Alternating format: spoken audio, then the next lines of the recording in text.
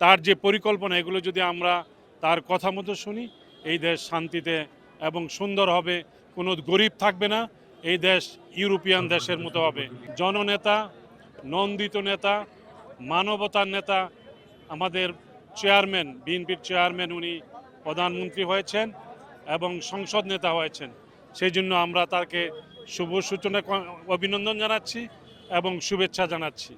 আমরা নতুন বাংলাদেশ গড়ার জন্য ওনার এই পরিকল্পনা এবং পরিকল্পনার মাধ্যমে যদি বাংলাদেশ আমরা বিনির্মাণ করি, এই দেশের জনগণ, এই দেশের মানুষ, আপামর জনতা, গরিব দুঃখী এবং কৃষক শ্রমিক সবাই তার অধিকার বাস্তবায়নের জন্য তা বাস্তবায়ন হবে, এটা আমরা আশা করছি এবং আমরাও তার সাথে একমত পোষণ করছি।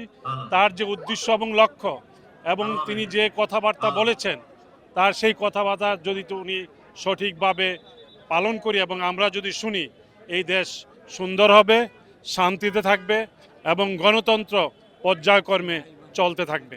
আশা করি আমরা এই দেশের জনগণ তার মানবিক এবং মূল্যবোধকে প্রাধান্য দিয়ে এবং তার ক্রমাণের পরিকল্পনাকে সামনে রেখে এবং বাংলাদেশ বিনির্মাণে তার যে পরিকল্পনা, এগুলো যদি আমরা তার কথা মতো শুনি, এই দেশ শান্তিতে এবং সুন্দর হবে, কোনো গরিব থাকবে না, এই দেশ ইউরোপিয়ান দেশের মতো হবে, এই আশাবাদ ব্যক্ত করছে।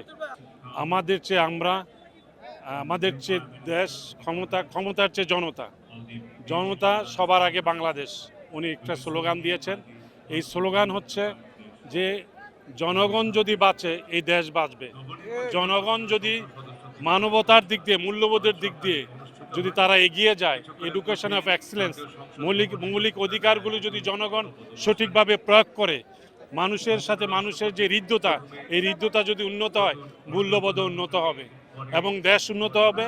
এবং আমরা সবার আগে যে আমাদের ব্যক্তি স্বার্থের চেয়ে যদি আমরা একে অন্যের পরিপূরক স্বার্থ চিন্তা করি, তাহলে এদেশ ভালো হবে এবং বাংলাদেশ উন্নত হবে। এই জন্য উনি সবার আগে বাংলাদেশ বলেছেন।